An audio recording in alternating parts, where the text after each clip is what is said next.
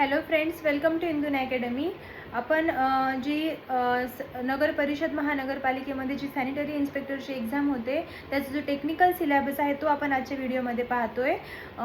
एक गोष्ट लक्षात घ्या, आरोग्य विभाग भरतीमध्ये सॅनिटरी इन्स्पेक्टरचं पद नसतं, तिथे हेल्थ इन्स्पेक्टरचं पद असतं आणि यांचा जो टेक्निकल सिलेबस आहे तो जवळपास सारखाच असतो, एक 10-15% वेगळा असतो. ठीक आहे, पण सॅनिटरी इन्स्पेक्टरमध्ये जे काही तुम्हाला टेक्निकल सिलेबस आहे तो पूर्ण तुम्हाला हेल्थ इन्स्पेक्टरला सुद्धा आहे. फक्त काही एक 10% जास्त एक्स्ट्रा पॉईंट्स असतात हेल्थ इन्स्पेक्टरच्या पोस्टमध्ये. ओके, तर आज आपण जो नगर परिषद महानगरपालिकेमध्ये सॅनिटरी इन्स्पेक्टरसाठी जो पूर्ण टेक्निकल सिलेबस विचारला जातो तो सगळं आज आपण डिटेलमध्ये पाहणार आहोत. तर ठीक आहे, आता आपण बघूया, स्टार्ट करूया.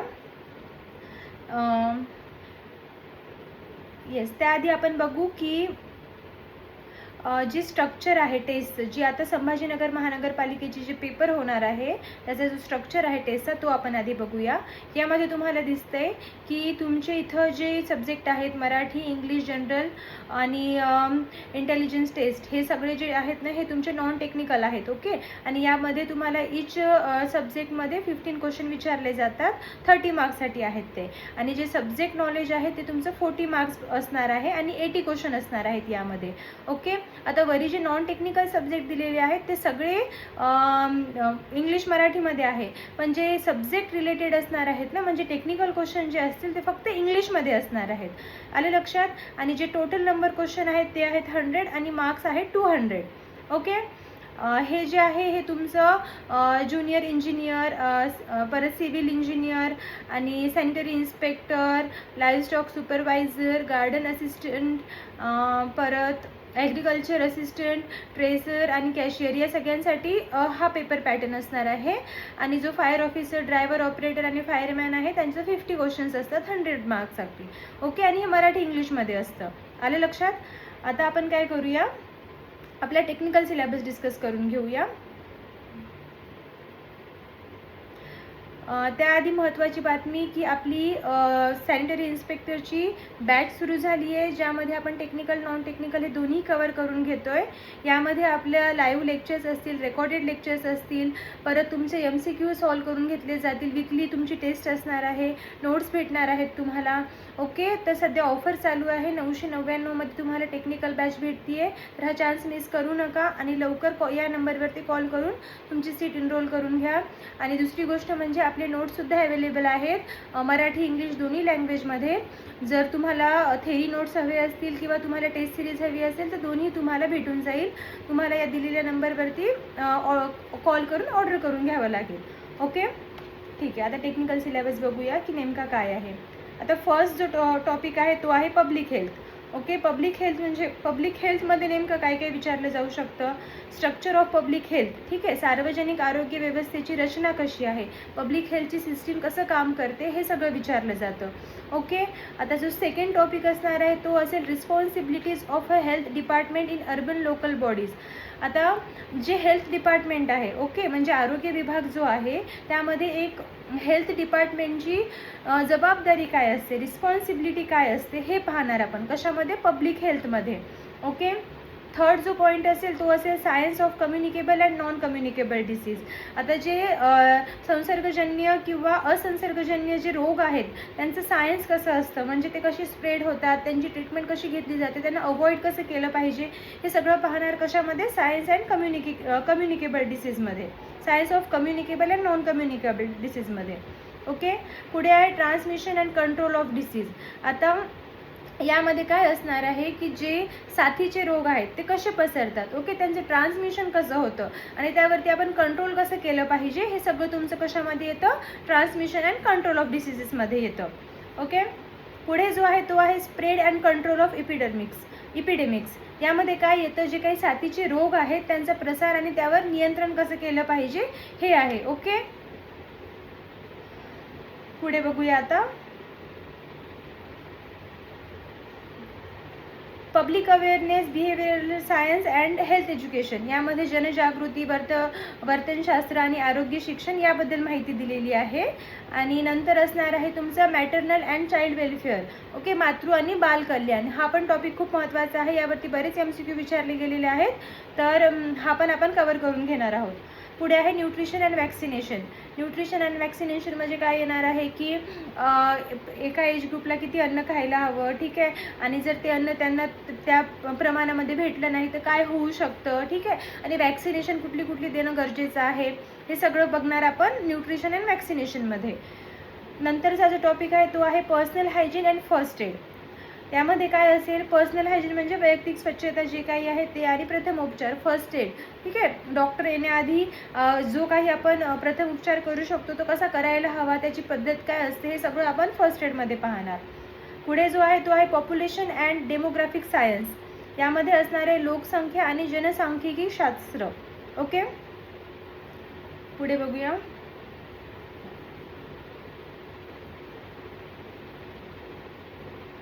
Death and birth registration act and vital statistics.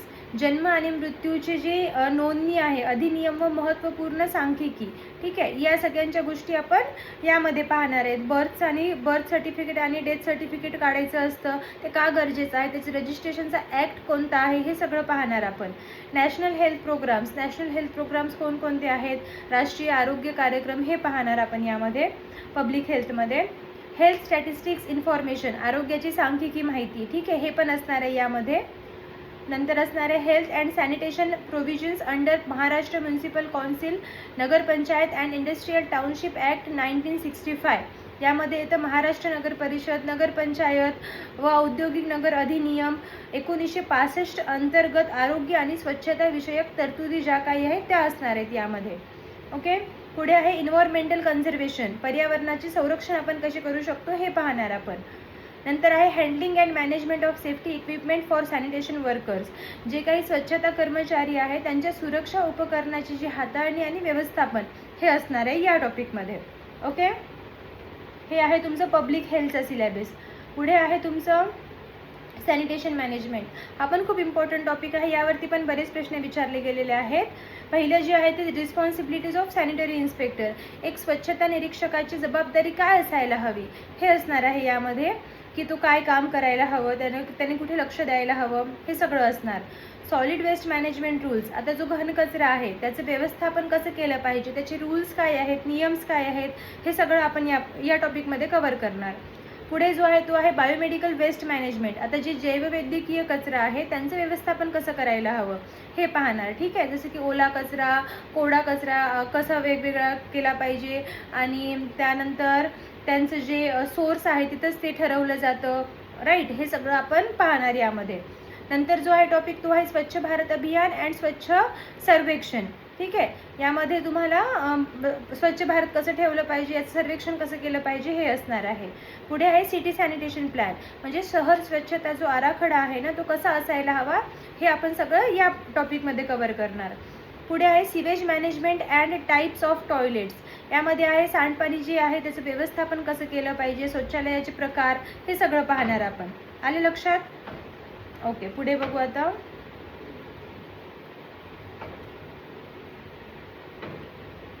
Sanitation arrangement during fares, camps and festivals, ठीक आहे, कधी जत्रा होत असेल, शिबिर होत असेल किंवा उत्सव असतील, फेस्टिवल्स असतील, तर त्यावेळेस आपण स्वच्छतेची व्यवस्था कशी केली पाहिजे, सॅनिटेशन मॅनेजमेंट कसं केलं पाहिजे, अरेंजमेंट कशा केल्या पाहिजे, हे याच्यामध्ये असणार आहे. Planning of various waste sources collection, जो विविध कचरा आहे त्याचे स्रोत जे आहेत त्यांचं नियोजन, त्यांचं संकलन कसं केलं पाहिजे, हे यामध्ये असणार. Okay, management of e waste, garden waste, domestic hazardous waste, construction and demolition, C&D waste, e कचरा, बागेतील कचरा किंवा घरगुती कचरा आहे किंवा बांधकाम, पाडकाम कचरा, यांचे व्यवस्थापन कसे केले पाहिजे हे या टॉपिकमध्ये आपण कव्हर करणार. पुढे आहे wet waste processing disposal technology system. यामध्ये काय आहे, ओल्या कचऱ्याच्या ज्या प्रक्रिया आहेत त्यांची विल्हेवाट, त्यांची जी तंत्रज्ञान प्रणाली आहे हे पाहणार आपण. ओके, पुढे आहे prohibition of employment as a manual scavengers and their rehabilitation act 2013. Okay, हाताने मैला उचलण्याच्या रोजगारास प्रतिबंध आणि त्यांचे पुनर्वसन अधिनियम जो आहे 2013, जो ॲक्ट आहे त्याबद्दल आपण डिटेलमध्ये पाहणार आहोत इथे. ओके, पुढे आहे डोमेस्टिक वेस्ट मॅनेजमेंट, म्हणजे home composting and other types, कचऱ्याचे टाईप जे आहेत ना, घरगुती कचऱ्याचं व्यवस्थापन कसं केलं पाहिजे, त्यांची कंपोस्टिंग, त्यांचे इतर प्रकार कोणते आहेत, हे सगळं इथं आपण कव्हर करणार. पुढे आहे management of stray and roaming dogs and animals, जे भटकी कुत्रे आहेत, मोकाट कुत्रे आहेत व इतर प्राणी आहेत त्यांचं व्यवस्थापन कसं केलं पाहिजे हे आपण इथे पाहणार. ओके, पुढे बघूया इन्व्हायरमेंट. ओके, पर्यावरणाचे जे काही कायदे आहेत, इन्व्हायरमेंट लॉज जे आहेत ते या टॉपिकमध्ये कव्हर केले जातील.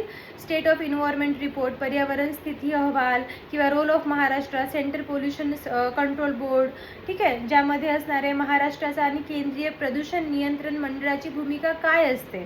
ठीक आहे, म्हणजे ॲज अ सॅनिटरी इन्स्पेक्टर की हे काय भूमिका असते, त्यांनी काय करायला हवं हे पाहणार. पुढे जो आहे तो आहे national green tribunal act and management, राष्ट्रीय हरित लवाद अधिनियम आणि व्यवस्थापन, याबद्दल या टॉपिकमध्ये आपण कव्हर करणार. पुढे बघू computer knowledge and new technology, यामध्ये नवीन नवीन टेक्नॉलॉजीचा कम्प्युटरचा यूज करून आपण अजून काय काय गोष्टी करू शकतो हे शिकणार आपण. ठीक आहे, जसं की आता GIS आहे, ज्यामध्ये भौगोलिक माहिती प्रणाली म्हणतो आपण त्याला, किंवा जिओग्राफिक इन्फॉर्मेशन सिस्टीम असं म्हटलं जातं. सेकंड जिओ टॅगिंग आहे, परत मासिक अहवाल किंवा MIS रिपोर्टिंग जी आहे, अहवाल निवेदन, ते कसं असतं हे पाहणार आपण. QR कोडिंग आजकाल ती पण खूप जास्त वापरली जाते, तर त्याचा यूज आपण कसा करू शकतो सॅनिटेशन मॅनेजमेंटमध्ये किंवा आपण आपल्या सॅनिटरी इन्स्पेक्टरच्या कोर्समध्ये हे पाहणार आपण. ठीक आहे, आणि RFID रेडिओ फ्रिक्वेन्सी आयडेंटिफिकेशन हे पण कसं वर्क करतं हे पण यामध्ये आपण कव्हर करणार आहेत. आणि जो लास्ट टॉपिक आहे तो आहे artificial intelligence, drones, robotics technology, कृत्रिम बुद्धिमत्ता, ड्रोन आणि रोबोटिक्सचं जे तंत्रज्ञान आहे ही पण सगळी माहिती यामध्ये कव्हर होणार आहे. आलं लक्षात? तर हा जो आहे तो तुमचा टेक्निकलचा सिलेबस आहे सॅनिटरी इन्स्पेक्टरचा, जो येणारी आताची एक्झाम आहे संभाजीनगरची असू द्या किंवा नगर परिषद महानगरपालिकेची कुठलीही असू द्या, त्यामध्ये हा सिलेबस कंपल्सरी येऊ शकतो, यावरती MCQ येऊ शकतात. ठीक आहे, आय होप की तुम्हाला समजलं असेल की टेक्निकल सिलेबस कसा आहे. तुम्हाला जर व्हिडिओ आवडला असेल तर व्हिडिओला लाईक करा, कमेंट करा, शेअर करा, आणि जर काही डाऊट्स असतील तर मला कमेंटमध्ये नक्की विचारा, मी ते क्लिअर करण्याचा प्रयत्न करेन. आणि चॅनलला सबस्क्राईब केलं नसेल तर सबस्क्राईब करून घ्या. थँक्यू.